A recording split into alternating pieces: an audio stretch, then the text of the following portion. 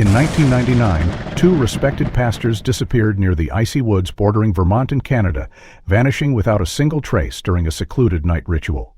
The small town mourned, rumors thick with scandal and betrayal. But 25 years later, a young boy unearths an iron crucifix beneath an old barn, setting in motion a series of chilling revelations that unearth a truth far darker than anyone imagined. Snow began to fall as the wind whispered secrets long buried. The wind screamed across the pines like a warning from the heavens. Snowflakes, sharp, icy needles, whirled under the beam of Reverend Thomas Kessler's flashlight as he trudged behind Reverend Emmett Doyle. Their breath steamed out in heavy plumes, vanishing as quickly as the path behind them disappeared into white. They had chosen this night for a reason. The storm would keep most people indoors, eyes off the trail leading deep into the frost-covered woods north of Lyndon, Vermont, just miles from the Canadian border. Emmett's voice broke the silence. "Thomas, are you sure about this?" Thomas nodded, tightening his scarf. "This is where we start over, where we cleanse." They were both men of the cloth, but not of the pulpit, not anymore. Years earlier, both had left their respective churches amid rumors and whispers, the kind of whispers no one ever spoke aloud, but that clung to reputations like mold to old wood. Children disappearing during spiritual retreats, families leaving town abruptly, records quietly scrubbed from archive. In this isolated forest clearing, beneath the skeleton frame of a chapel long burned to its bones, they believed redemption, or revelation, awaited. The clearing emerged out of the snow like a forgotten wound. A ring of scorched stones marked the foundation of the old chapel, blackened still from a fire that had devoured the structure nearly 30 years prior. It was said to have been struck by lightning during a sermon, a judgment many called divine. The land hadn't been touched since. Thomas knelt at the center of the ruin, brushing snow away with gloved hands until he found the carved cross at the chapel's altar spot. "It's still here," he whispered. Emmett joined him, lowering his lantern. "What do we do now?" he asked. Thomas reached into his coat, pulling out a small black leather journal, worn, cracked, and soaked with old ink and scripture penned in a forgotten tongue. He opened it to a page marked with old curses of tongue. "Speak the truth, Emmett. We release them." No one in town knew what that meant. Not the sheriff who reported them missing 3 days later, not the parishioners who whispered of dark miracles and sacrifices. Not even the few parents still holding on to hope that their children, who had vanished after the infamous retreat of '98, would someday return. The townsfolk believed the pastors had fled the weight of guilt, that they'd escaped under cover of snow, crossing into Canada with false identities, never to be seen again. After all, the evidence was stacked, the allegations, the secrecy, the cryptic sermons, the children. But there were those in town who remembered the old ways, who remembered the symbols etched into church walls, hidden behind hymnals, who knew about the midnight baptisms in freezing lakes. And they spoke less. The investigation, if one could call it that, lasted less than a month. No bodies, no signs of struggle. Just 2 sets of boot prints ending at the chapel's stone circle, as though the earth itself had devoured them. 25 years passed, the file went cold, names faded. The only reminder of what had happened was a cracked plaque in the town's forgotten cemetery. Rebs, Kessler and Doyle, servants of fire. And yet, the land never healed. Locals said the wind screamed louder near the clearing, that no snow ever truly settled there, that birds wouldn't nest in the surrounding trees. Hunters avoided the area without fully understanding why. Dogs whimpered when brought near. Only the oldest residents remembered the children's names, those who vanished from the summer retreat camp hosted by the church: Clara, Benjamin, Sammy, Grace, and others. Some believed the pastors had taken them, some believed they had died in the fire. But the truth had been buried beneath frost, fear, and faith. That night, as Emmett spoke the final verse from the journal, something ancient stirred below the foundation, something that pulsed with memory, with need. But no one was left to witness it. The storm buried their footprints. Their names faded from sermons. The journal was never found. Only silence remained in that frozen place, echoing with the words they last uttered. By fire we cleanse. By frost we are forgiven. Years later, someone would disturb that silence. But not yet. 25 years had aged Lyndon, Vermont, like wine left too long in the barrel, bitter instead of bold. The snow still came hard, and the forest remained as impenetrable as ever, but the people had changed. The church had closed, the youth campgrounds turned to gravel lots, and memories had grown fuzzy around the edges. That is, until the Shrouders bought the McLean property on the edge of Hollow Pine Road. Nobody knew much about them. Old, reclusive, and disturbingly polite, Bernard and Ethel Shrouder arrived with only a few crates and a reputation for privacy. They bought the house cash, refused to allow inspectors inside, and boarded up the cellar door before anyone could glance too long. Local kids dared each other to go near the property. Rumors swirled that the Shrouders practiced some kind of folk religion, that they held seances or hoarded bones in mason jars. When Halloween came, their house was the only one on the block without a single light. But 13-year-old Jamie Eldridge didn't care about rumors. He cared about treasure. The old barn on the Shrouder property, once part of a 19th-century dairy farm, had collapsed during a storm that spring. The town, still technically the land's caretaker until the couple finalized zoning, allowed Jamie's uncle, a contractor, to begin clearing debris. Jamie, who often tagged along during school breaks, saw it as the perfect opportunity to search for relics or old coins. What he found instead, half buried beneath a stone foundation, was something far stranger. He'd been prying up a rusted sheet of metal when he noticed a wooden slat beneath it was unnaturally hollow. A soft creak and the slat broke inward, revealing a dark void. Jamie, heart hammering, leaned closer and called out, "Nothing." Just the scent of soil and rot. Curiosity wrestled down fear. He grabbed his flashlight and eased himself into the gap. The hunchback crawl space widened as he descended into what was clearly not a cellar, but a man-made chamber about the size of a single-car garage. The walls were packed with stone and timber, laced with cobwebs and the husks of dead insects. At the far end, something gleamed in the beam of his flashlight. He moved closer and gasped. There, stuck upright in a concrete block, stood a crucifix, twisted iron, about 12 inches tall, its surface rusted but its design unmistakable. Jamie reached out and gently touched it. Cold, solid.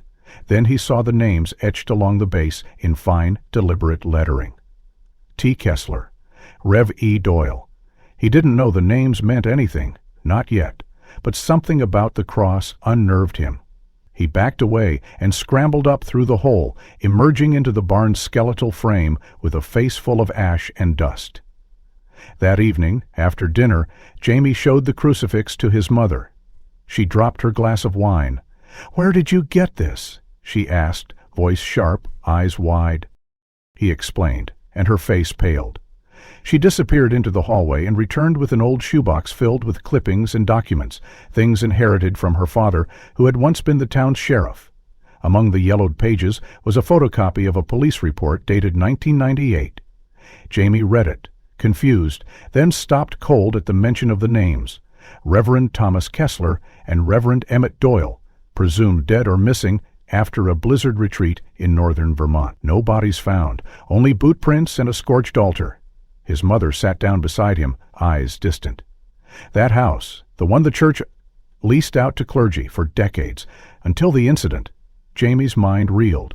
The house, the names, the hallowed air of that strange underground chamber.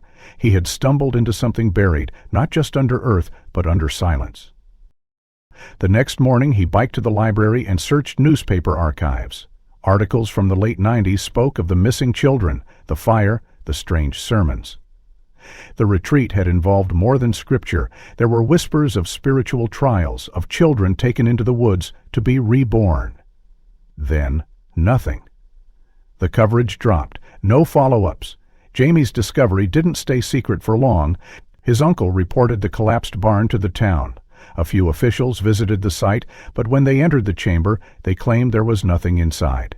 The crucifix, they insisted, was a prank. Jamie's mother argued. So did Jamie. But the report filed stated no structural concern or notable findings. 1 week later, the chamber was filled with cement, just like that. But Jamie had kept the crucifix, and that night, unable to sleep, he placed it on his nightstand and stared at it in the dark. That's when he noticed the strange markings along its base, symbols that looked like stars or maybe runes. He traced one with his finger, and the air around him seemed to chill. His clock blinked 3:33 a.m., then 3:32, then 3:32. He bolted upright, panting. The air was normal, the clock steady, but the crucifix glowed faintly at its edges, just for a moment, before dulling. Down the road, the Shrouders sat at their dinner table, a single candle flickering between them. Bernard glanced out the window, eyes sharp behind thick glasses. "He found it," he murmured. Ethel nodded, sipping her tea. "Then we have little time left, don't we?" It wasn't long before the strange events surrounding Jamie Eldridge's discovery gained traction beyond Hollow Pine Road. His mother, determined to protect her son and uncover the truth, contacted a former state investigator she'd once worked with during her time as a town clerk. Within days, whispers of something hidden beneath the Shrouder property reached the desks of the Vermont State Police. A quiet directive was issued, and 2 unmarked SUVs rolled into town early one morning, accompanied by a pair of plainclothes agents claiming to be from the Department of Historical Preservation. The truth, however, was far less bureaucratic. Captain Lee Sanderson, a seasoned officer known for his no-nonsense demeanor and meticulous approach to cold cases, stepped out of the lead vehicle and scanned the property with calculating eyes. Something about the house, its stillness, the way the curtains never moved, the absence of life around it, struck him immediately. He'd been briefed on the 1998 case, of course. Every officer in Vermont knew about the vanished pastors, the suspected cult-like retreat, the missing children swept under the rug of church immunity and local shame. But no one expected the story to resurface, especially not like this. With a warrant issued under the guise of unsafe structural integrity, the state team arrived at the Shrouders' doorstep. Bernard opened the door before they knocked. His smile was thin, unreadable. "You're here about the boy," he said. Captain Sanderson didn't respond. Instead, he handed over the warrant, and Bernard simply stepped aside. The officers wasted no time. The barn was already rubble, but beneath it, the stone perimeter of the underground chamber remained. They brought equipment, ground-penetrating radar, thermal scanners, and small excavation tools. Within hours, they uncovered the entrance Jamie had described, now carelessly resealed with poured cement. A jackhammer split the surface, and by dusk, they were inside. It wasn't just one chamber, there were 3, hidden behind false walls made of rotting timber and camouflaged stone. The other 2 rooms had remained undisturbed, even during Jamie's earlier exploration. The second chamber held old pews and fragments of hymnals in Latin, some rewritten with disturbing additions referencing awakening by blood and flame. The third chamber, however, was what silenced the room. At the center of this smaller space stood a wooden pedestal, blackened by time and perhaps fire, atop which lay a small, leather-bound book, curved and cracked with age. Sanderson approached, gloved hands trembling slightly as he opened it. The first page bore no title, only a symbol, a cross interwoven with vines and what appeared to be serpent heads. Beneath the symbol, a date, August 12, 1997.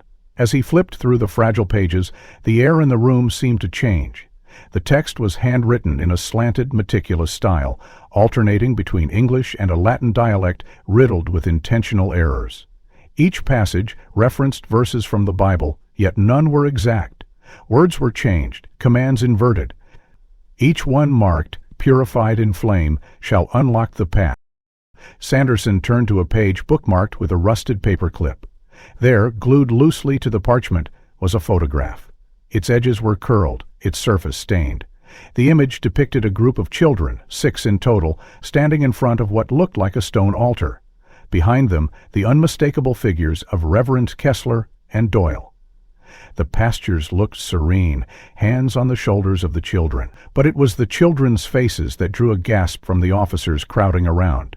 Every single face had been scratched out with a blade, furiously, deeply sand all the way through the photograph's surface.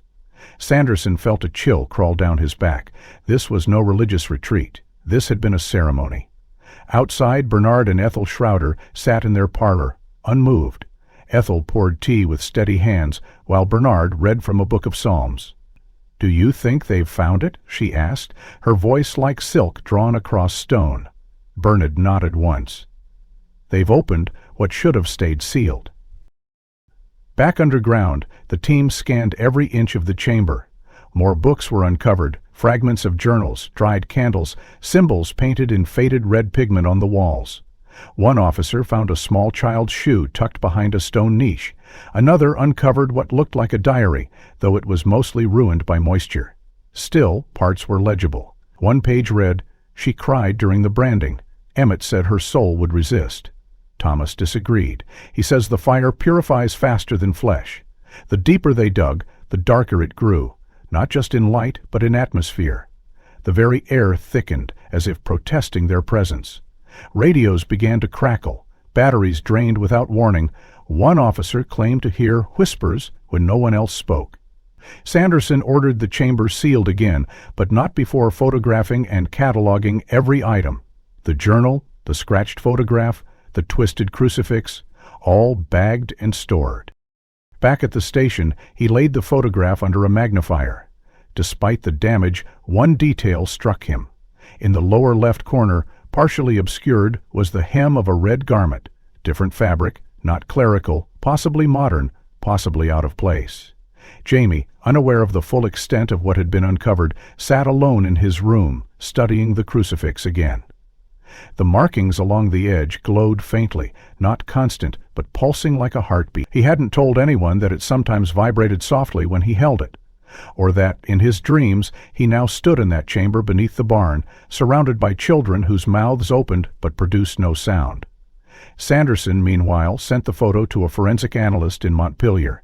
He needed to know if the red fabric was recent, and more than that, he needed to know who they were, or who they had become.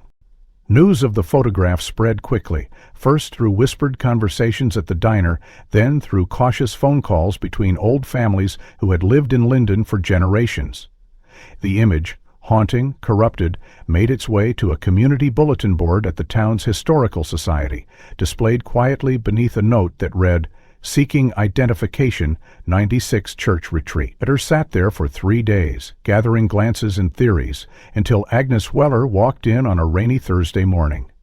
Agnes, now 86, had once been a seamstress and school nurse, known for her sturdy frame and gentle discipline, but in the winter of 1999, her life had unraveled when her youngest son, Daniel, vanished after a Saturday catechism event hosted by the old chapel on Hollow Pine Road.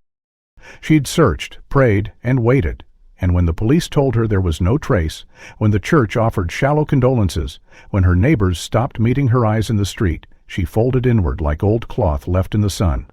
Now she stood before the photograph, her weathered hands trembling against the edge of the display case. Her cloudy eyes squinted through her bifocals as she leaned in, heart clenching. There, in the second row, just behind the arm of Reverend Doyle, stood a boy in a corduroy jacket. Half his face was scraped away by whatever blade had torn through the print, but the other half, those cheekbones, the slight upward curve of his lips, the way his hair curled at the temple, was unmistakable. "Danny," she whispered, voice barely audible. Then her knees buckled.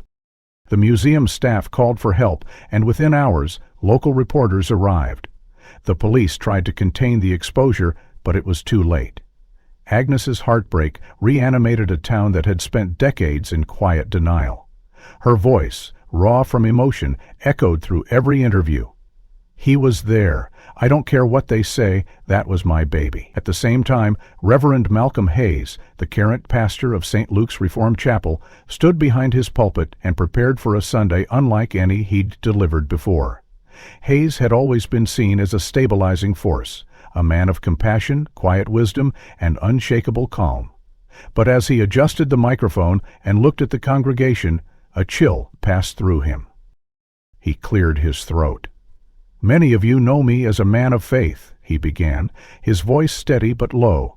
"What many of you don't know is that I was once someone else entirely."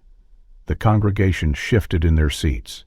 "I was 17 when I met Reverends Kessler and Doyle," he continued. "I was not the man I am now. I was broken, angry, and filled with hate. I'd been living on the streets in Barre, doing things I won't repeat, to survive. When I was picked up one night by a church van offering hot food and shelter, I didn't ask questions.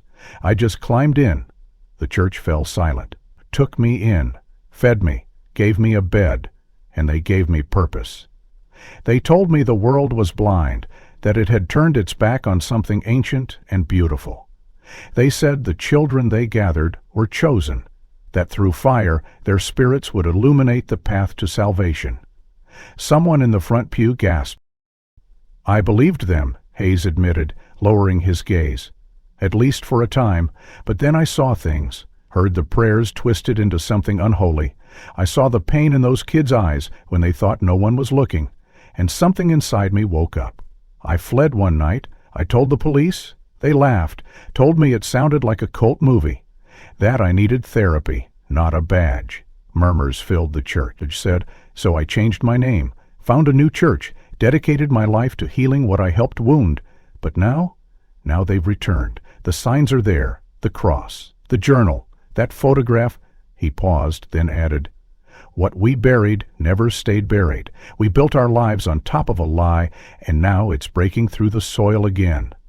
After the service, Reverend Hayes was approached by Captain Sanderson, who had watched the sermon from the back. You're coming with me, the officer said.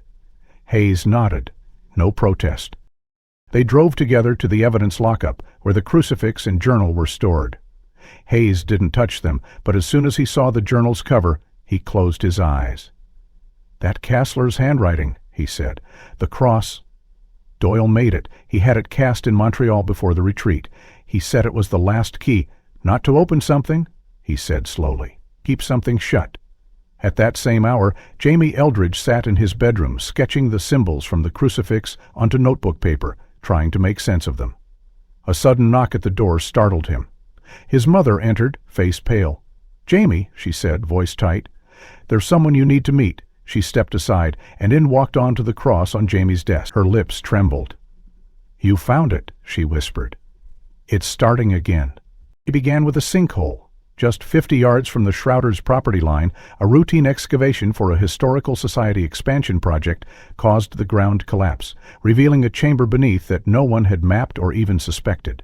The Linden Historical Foundation, partnering with Vermont's Archaeological Survey Division, had been trying to preserve an old colonial-era structure rumored to be a Jesuit rest stop for traveling clergy in the 1700s. What they found instead was a carved entrance, lined with limestone and etched with glyphs that predated the structure by centuries. The discovery was immediately sealed off and brought to the attention of the state, but whispers moved faster than paperwork. Reverend Hayes and Captain Sanderson were among the first outside the research team to be granted access due to the Weller photograph and the forbidden journal. Descending into the newly revealed chamber, they found themselves in a narrow corridor sloping downward, the air cool and ancient, filled with the scent of mineral decay and something older, faint but persistent, like scorched oil and mildew. At the end of the corridor, the path opened into a chamber not dissimilar to the one found beneath the Shrouders' barn, but more intact, more structured, as if this were the original from which all others had been modeled. Across the walls, etched symbols formed spirals around a stone well that sat at the center of the room. Around the well lay remnants of burnt cloth, fragments of parchment, and rusted shackles fixed into the ground. Dr. Natalie Kearns, the lead archaeologist on site, cataloged the structure as ritualistic in design, but clearly post-European contact. But as she and her team moved deeper through the connecting tunnels, it became clear this was more than a singular site. Over the following 2 weeks, additional entrances were located beneath the now abandoned St. Mary's Chapel on the West Hill, under the rotted beams of the ruined church of St. Osgood in the valley, and another beneath a defunct orphanage turned food pantry on River Road. The tunnel system, mapped meticulously by radio, spanned nearly 4 miles underground, forming a lattice that interwove sacred ground with forgotten structures, all of which had, at some point in their past, served the church or housed its faithful. In one of the northern arms of the tunnel system, a locked steel case was found embedded behind a loose section of stone. The key, oddly enough, matched the journal's final page sketch, something Hayes had noticed when reviewing the symbols under UV light. Inside the case was a label in faded red ink, Benedictio Nocturna, 1996. The state rushed to digitize the footage. It was grainy, aged, and silent, but what it showed chilled even the most detached members of law enforcement. The film, roughly 11 minutes long, opened on a nighttime forest clearing lit only by torchlight. A small group of robed figures stood in a circle around a central pillar, made of wood, thick, and darkened by scorch marks. Children, 6, perhaps 7, were seen led into the circle, each bound by cloth at the wrists and led barefoot through the snow. As the ritual proceeded, 2 robed men, one visibly Reverend Kessler by stature and profile, moved among the children, placing something on their foreheads. A zoomed-in frame revealed the item to be a small triangular brand, glowing faintly red, pressed against skin in a rapid motion before being dipped again into a brazier. No screams could be heard in the silent footage, but the children's mouths opened, their bodies twisted, and several slumped after the branding. At minute 8, the camera shifted perspective, perhaps taken by another individual, focusing on the stone well seen in the original chamber. Here, a girl no older than 9 was placed before it. One of the pastors recited from a scroll, then lifted the child above the well as if in offering. The screen darkened suddenly, and when it resumed, men remained, singing something, heads bowed, arms lifted skyward. When the film ended, no one spoke. Sanderson wiped sweat from his brow despite the chilled room, while Hayes stared at the final frame frozen on the screen. "That wasn't baptism," he said quietly. "That was consecration." The film corroborated nearly everything in the journal, everything Hayes had confessed about his youth. Yet seeing it with their own eyes, captured so precisely, made the abstract real. Dr. Kearns, typically objective to the point of detachment, looked pale as she clutched the clipboard to her chest. "They believed they were building something down here," she murmured.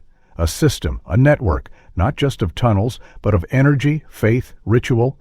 The architecture matches designs from medieval sanctums in Europe used for mass initiation ceremonies." Jamie, meanwhile, had begun to dream again, this time not of the chamber, but of tunnels, winding endlessly. In his dreams he walked with others, children with flickering faces, until they reached a stone gate marked by the same serpent-wrapped cross. And beyond that, a room filled with fire that did not burn, and a voice that echoed in his mind, not with words, but with command. One night, drawn by impulse more than thought, he retrieved the crucifix from its hiding spot and turned it upside down. For a brief second, the metal turned warm, and something inside the walls of his room, something deep, not from the house, but from below, answered with a thud, like a heartbeat rising from the earth itself. Jamie Eldridge hadn't slept through the night in nearly a week, since the discovery of the underground network and the horrifying film reel that had circulated quietly among the few who had access. Something inside him felt like it had been knocked loose. He kept the crucifix tucked beneath his bed, in a wooden box, now wrapped with layers of duct tape and chains, as if containing it physically could mute its influence on his mind. But it didn't help. Each night he found himself trapped in the same recurring dream, the forest under snow, black branches against a violet sky, and the 2 men in robes, Reverend Kessler and Doyle, standing silently across from one another, their mouths moving, whispering in tones that did not resemble any language Jamie had ever heard. The words had rhythm, structure, but no logic, like backwards prayers or guttural chanting over white noise. Their voices weren't loud, but they carried, like whispers, inside his head instead of in the air. In these dreams, the ground pulsed beneath Jamie's feet.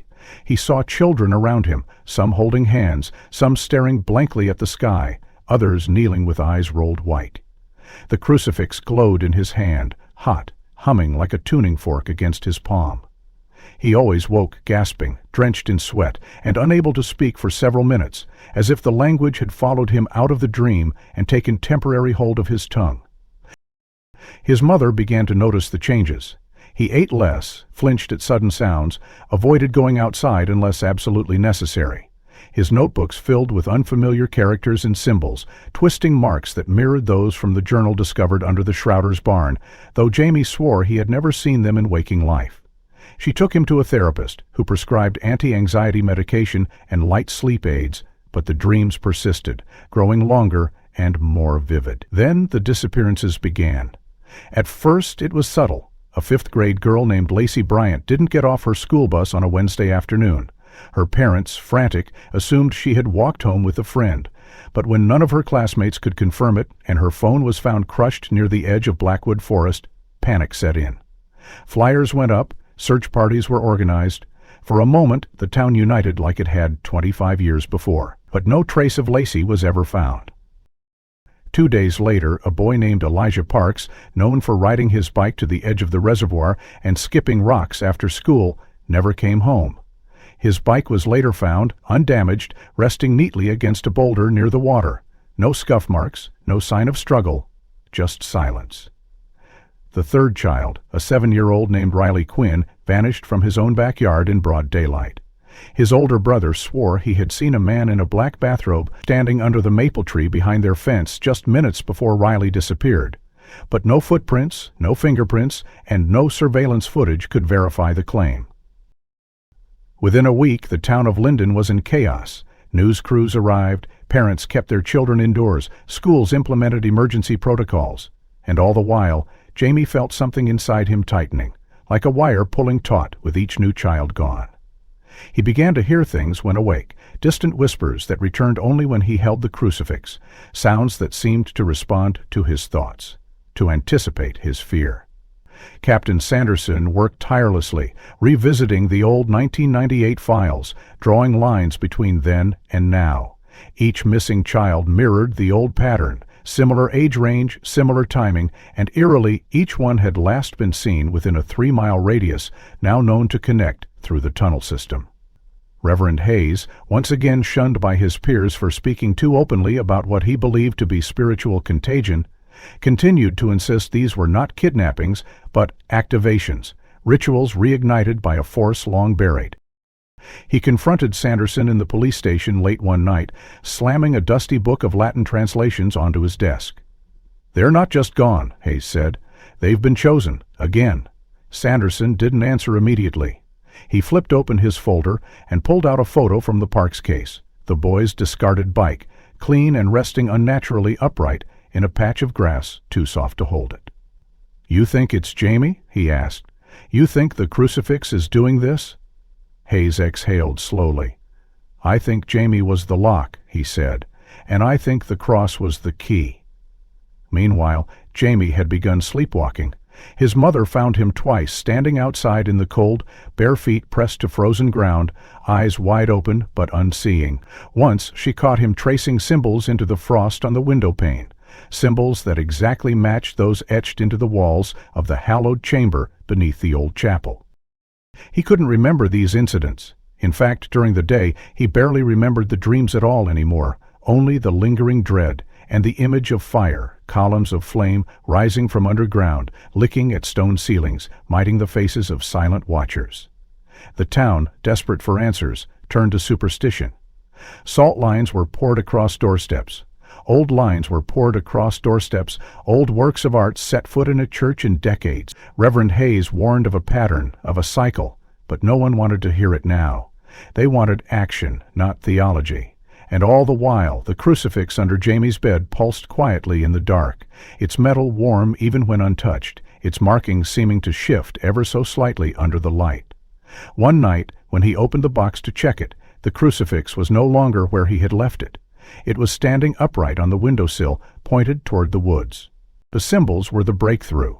Not the photographs, not the tunnels, not even the chilling Super 8 footage, but the symbols, etched into the crucifix, carved into stone walls beneath old churches, and repeated obsessively in Reverend Kessler's journal, became the thread that pulled the story deeper into the past than anyone expected. Desperate to make sense of the recurring glyphs, Captain Sanderson reached out to Dr. Elia Morau, a reclusive theological linguist and symbiologist residing in Quebec, renowned in scholarly circles for his work on pre-famous spiritual dialects and ecclesiastical codes. Dr. Morau arrived in Linden with 2 battered leather suitcases and a notebook older than most buildings in town. He examined the crucifix first, brushing his gloved fingers over the metallic etchings while murmuring phrases in French and Latin. Then he sat in silence for nearly an hour, flipping through pages of the journal under low light, periodically looking toward the ceiling as if listening for something. Finally he spoke. "This language," he said in a gravelly accent softened by academia, "is not modern Latin. It is a cipher, a theological dialect rooted in what we call the codex obscurum." He explained that the codex was a banned script from the 17th century, developed by splinter sects of early European monastics who believed children to be the purest vessels for divine communication. These sects believed in an idea called vitae restituere, restoration of life through spiritual transfer. Their rituals, as documented in fragments scattered through suppressed Catholic archives, involved summoning the divine by sacrificing the innocence of children in highly structured liturgies, channeling what they believed to be divine light into relics, like crucifixes. "These markings," he said, pointing to the cross, "are instructions, not for a ceremony, but for containment." They weren't trying to bring something out, they were trying to trap something in. While Dr. Morrell continued translating, Sanderson received the results of a test he had submitted weeks earlier. On a hunch, he had sent a swab from the base of the crucifix, which still held traces of aged, dried biological material, to the lab for comparative DNA analysis. It had taken time, old samples, degraded material, but now the results had arrived, and what they revealed chilled him more than any prophecy or historical blasphemy. The mitochondrial DNA matched that of a local resident, Mark Eldridge, Jamie's father. Sanderson stared at the document in disbelief. Mark Eldridge was not a man of note. He worked in refrigeration repair, paid his taxes, coached youth baseball, and had a habit of overcooking burgers at town BQEs. He wasn't even particularly religious, but when confronted at his workplace and brought in for questioning, Mark didn't act surprised. He didn't even ask why he was there. He simply sat down across from Sanderson and said, "I told her not to let him dig near that barn." The room fell silent. "What do you know about the cross?" Sanderson asked. Mark looked up, tired eyes meeting the captain's.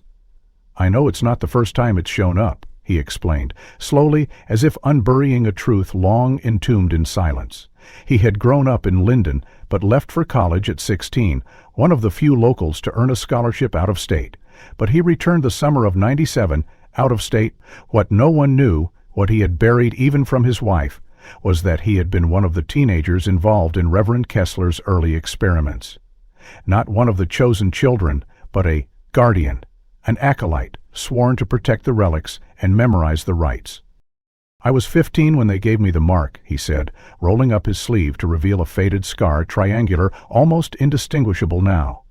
"They said we were vessels, but something happened during the last rite. The others, they didn't survive. I ran. I thought it would die with them." Sanderson leaned forward. "Why Jamie? Why now?" Matt's turned the squeak of his. Meanwhile, Jamie's dreams had become violent. No longer silent watchers and quiet chanting, but screaming, fire, and visions of children clawing at stone walls, begging in broken Latin. He woke with scratches across his arms, deeper each time, as if inflicted from within. His mother found him trying to speak the language he didn't know, his voice hoarse, eyes bloodshot. In a final act of desperation, she contacted Reverend Hayes, who immediately came to the house. The moment he stepped into Jamie's room, he paled. The symbols were drawn on the walls, in chalk, in charcoal, in red ink from destroyed pens. The crucifix now hovered slowly above the desk, spinning slowly. Hayes dropped to his knees and began to pray. Down in the tunnels, beneath the chapel ruins, de Moreau continued his translation. "We speak of a child born of a marked vessel," he said, tracing the final pages of the journal. "One who would open the final gate when the cycle repeats." He stopped. "It names the vessel, M. Eldrick." Sanderson whispered the name aloud. "Mark Eldrick." Morrell looked up. "Then the boy is the vessel's heir. The convergence has begun." The revelation about Mark Eldridge's connection to the ancient rites shook the investigation to its core, but the truth hadn't finished unfolding. Late one night, after Sanderson filed his notes and prepared a warrant for deeper access to the Shrouders' sealed property, he received a call from Dr. Elijah Moreau, who had returned to his temporary office at the Linden Historical Center. His voice, usually calm and deliberate, carried an unusual urgency. "Captain," he said, "I need you to come here. There is something—" "There's more to the boy's father. Much more." Sanderson drove through the quiet streets, the headlights slicing through fog rolling off the surrounding woods like breath from an unseen mouth. When he arrived, Maru saw Dad waiting at the door, holding a stack of old files. They went inside. "I did some digging," the scholar began, laying out the papers. "You said Mark Eldridge returned to Linden in '97 after dropping out of college, yes?" Sanderson nodded. "But that's not possible," Moreau continued, "because according to these state medical records, buried under layers of sealed documents and archived under a wrong year, Mark Eldridge was reported missing as a child in 1998 during the retreat." Sanderson froze. "Not only that," Moreau said, handing him a photo. "This is him. This is Daniel Weller." The photograph showed a young boy, 9 years old, with tousled hair and the same half-smile that Jamie wore every morning. It was from Agnes Weller's archive, taken 2 weeks before the child vanished. Moreau flipped the photo over to reveal an adoption record from 2001, with all identifying details redacted, but the adoptive mother's name barely visible beneath faded ink: Schroeder. Bernard and Ethel Schroeder. The file was a gut punch. Everything Mark believed about his life, his childhood, his family, his origin, had been fabricated. He had not left Linden for college. He had been taken from its depths and remade, with a name and memories that were never his. When confronted the next day, Mark was silent for nearly 20 minutes. Then, with a haunted look in his eyes, he spoke slowly. "I remember a room," he said. "I remember chains on the wall, a woman with cold hands, and a voice telling me I was saved, that I was chosen, but it wasn't my mother, and it wasn't my name." He broke down then, sobbing into his hands, the weight of falsehood pressing down like a stone altar. His wife, Melissa Eldridge, sat beside him, stunned, but she too had her own secret. That same day, a journalist investigating the Schroeder estate stumbled upon an old disciplinary report from the 1970s filed by the Evangelical Hospital of Northern Rhode Island. The document described a nurse, Elaine Strauber, fired for inappropriate therapeutic practices involving minors and suspected of participating in unauthorized psychological conditioning trials, linked to faith-based trauma correction. The image stapled to the file left no doubt. It was Ethel Schroeder. Using forged documentation and a new name, she had reemerged in Vermont in the early 2000s under the guise of an aging retiree purchasing a home known to have connections with the original retreat sites. Her sudden appearance, coinciding with the sealing of multiple tunnels and her fostering of Daniel, now Mark, was too calculated to be coincident. Sanderson reviewed the data with Hayes, who paled at the implications. "They were planting something," Hayes muttered. "Not just with the relic, with him, with the boy. They needed someone who wouldn't remember what happened down there, someone who would protect it instinctively." Melissa, after confronting her husband and seeing his pain, began to question her own memories, how she met him, how quickly they married, the dreams she sometimes had of standing before a stone well with children crying behind her. She confessed something then. Once, when Jamie was only 3, she found him drawing on the walls in the same spirals that now adorned his room. She had forgotten that moment, or rather, forced herself to. Hayes and Sanderson assembled all the records and brought them to Dr. Moreau, who continued his translation. He uncovered an addendum in the journal, written in different ink and a more frantic hand, one that referred to implanting vessels with shadowed minds and preserving innocence by cloaking truth. "They didn't just brand the children," Moreau said. "They reprogrammed them. Those who survived were blanked, given false origins to protect the right until it could resume." Jamie, watching his father unravel, grew quieter. He stopped speaking entirely, communicating only through drawings, each more disturbing than the last. In one, he drew a house split down the middle, with a smiling man on one side and a shadow figure inside the other. In another, he drew himself holding the crucifix, standing in the center of a circle of faceless children. At night, he whispered in his sleep whole passages of that forbidden dialect, reciting verses that Moreau translated with horror. "The gate will split when the vessel sees truth. Blood will guide. Fire will speak. The child will choose." In the final frame of the uncovered journal, behind a tear in the parchment, a faded phrase was revealed, likely missed in the initial readings. "When the heir awakens, the guardian will fall. "And the nurse shall bind the flame one last time." Hayes read it twice, then looked up. They wrote this not as prophecy, but as instructions. Following the explosive truth about Mark's identity and Ethel Schroeder's past, Sanderson authorized a full-scale excavation of the remaining sealed tunnels, this time under armed supervision and with federal forensic teams flown in from D.C. The priority was the northeast wing of the subterranean system, a section long speculated to be the oldest due to the architecture and the density of glyphs, but one which had remained inaccessible due to collapsed corridors and the unstable soil above. With ground-penetrating sonar and careful laser scanning, a false wall was identified behind a secondary altar room beneath the now-demolished Church of St. Osgood.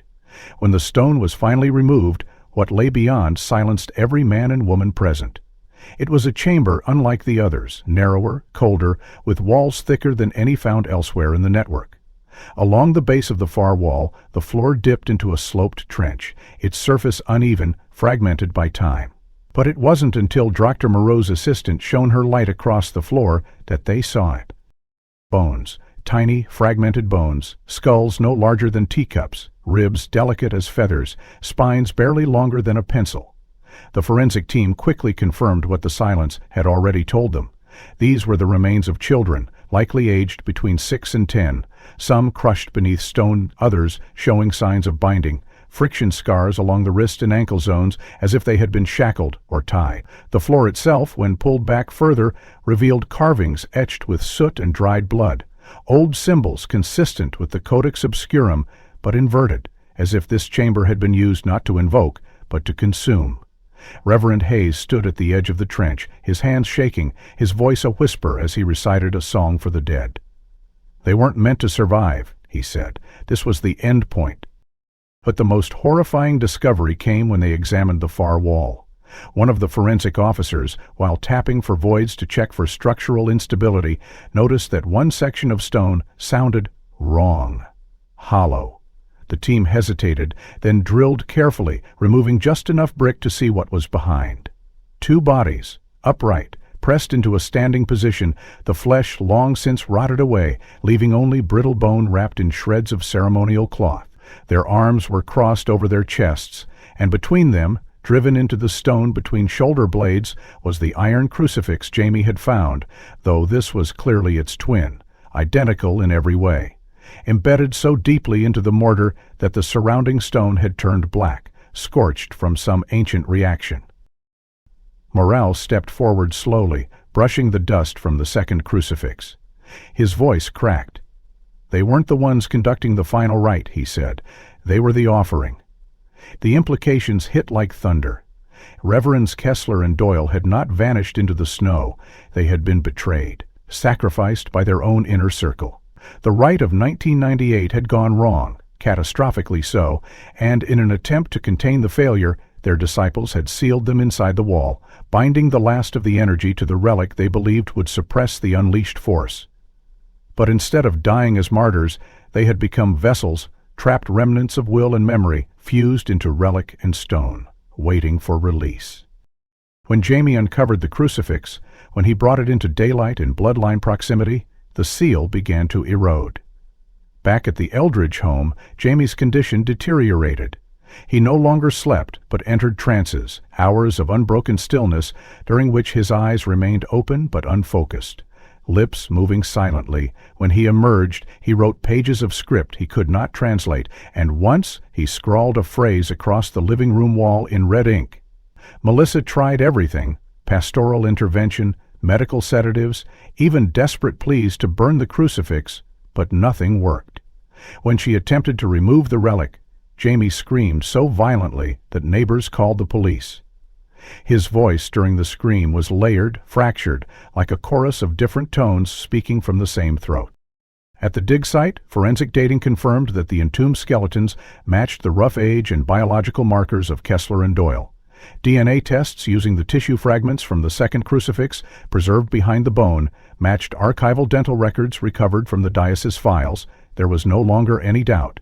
The ritual had failed. The gate had opened partially, consumed the innocent, and trapped its wielders. And for 25 years, the power had waited, fed by silence, fueled by secrecy. now drawn back to the surface through blood, bone, and memory. Hayes, reviewing the final glyphs near the entombed wall, noticed something even more chilling. Below the crucifix, inscribed in faded gold leaf that had only just been uncovered, was a sentence in old codex: "When the child of sacrifice is returned, and the wreck of born anew, the flame shall awaken its fathers." Jamie hadn't just reactivated the curse, he had resurrected its architects. And they were no longer human. It began with the disappearance of Jamie. It was not violent, not marked by struggle or signs of forced entry. One night, after hours of muttering in tongues no one could decipher, he fell silent. His mother, exhausted, checked on him around midnight and found him sleeping peacefully for the first time in weeks. She kissed his forehead, whispered a prayer, and left his door slidingly sharp. By morning, the bed was empty, the sheets undisturbed, the crucifix gone. There were no footprints outside, no signs of exit, only the faint smell of scorched pine lingering in the air, and a single phrase carved into the bedroom wall, etched in what appeared to be fingernails: "He has not returned." The town launched a massive search effort, calling in state police, helicopters, and canine units, but it was as though Jamie had evaporated.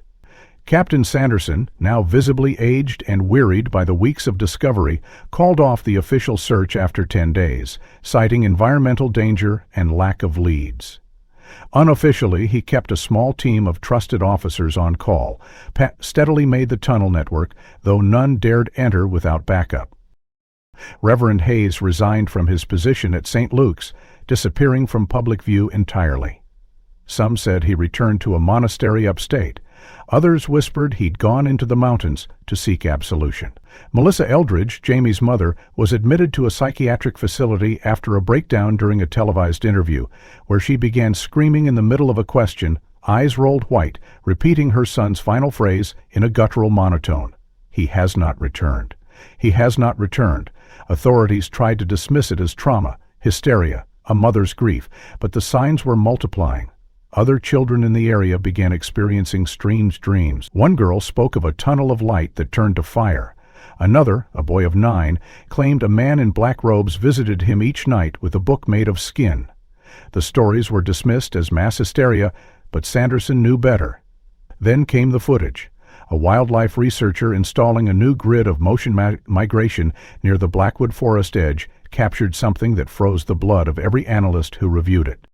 At 3:46 a.m., 2 tall figures emerged from a copse of trees, both robed, their faces obscured by shadow and hoods. The figures moved in perfect synchrony, heads slightly bowed, arms clasped beneath long sleeves. Snow did not cling to their garments. They left no tracks. The camera followed their movement as they approached the edge of the frozen creek that marked the outer limit of the former church's land. Without hesitation, they stepped onto the ice, not breaking its surface, not disturbing a flake. Halfway across, they turned slowly to face the camera. The image was low resolution, but what could be seen was unmistakable. One of them wore a charred clerical collar, half melted into the fabric of his garment, and the other bore a triangular brand over the left side of his throat. Just as the second figure raised his hand toward the lens, the image distorted, lines of static cascading like falling ash. The next frame was empty. No figures, no footprints. Just wind moving through branches and snow fluttering to the ground like the final ash of an ancient fire. Experts tried to debunk it, claiming lens reflection, camera malfunction, pranksters. But no one stepped forward to claim responsibility. The original footage was encrypted and sent to federal agencies, but rumors spread. Within days, the town of Linden emptied by nearly 30%. Properties were sold below value. Families moved overnight. What had begun as whispers had become a curse no one wished to inherit. Agnes Weller passed quietly in her sleep 3 weeks after Jamie vanished, clutching a photo of her son, now confirmed to be Mark, and a crucifix wrapped in cloth. Dr. Moreau returned to Quebec and released a brief statement that he was suspending all future work on ecclesiastical linguistics, citing psychological and spiritual exhaustion. No one heard from him again. The network of tunnels was resealed with concrete and lead shielding by order of the state, with signs warning of collapse risk and environmental hazards, though those in the know understood the truth. They weren't hiding danger from the ground. They were trying to keep something in. Yet, in remote corners of Vermont, reports continued to emerge of hooded figures seen at night, of children waking up with symbols on their palms, of whispers in languages no one recognized. And always, in the center of every tale, was the echo of one voice, young, thin, trembling, that repeated the phrase again and again. As winter deepened and snow covered the hills in endless white, a final video emerged, never broadcast, but passed between those who knew. It was grainy, filmed by a ranger's body cam during a patrol in an isolated sector of Blackwood, where no search had ever reached. The last few frames showed a clearing met by moonlight, a child standing in the center, eyes white, arms outstretched. Then, from the edge of the frame, two shadows stretched across the snow toward him. The final second of the video glitched and the screen went black. Only the audio remained, 5 seconds of wind, and then, faintly, almost inaudibly, the voice of a boy whispering, "He is almost here." If this story gave you chills or made you think twice about what might be hidden beneath the surface, don't forget to like the video and subscribe for more dark cinematic mysteries just like this. We dive deep into the eerie, the lost, and the untold every week. Now, I want to hear from you. What do you think really happened to Jamie? Do you believe the two figures were truly the pastor's return or something else entirely? And where in the world are you watching this from? Drop your theories and your location in the comments below. I'm reading every one.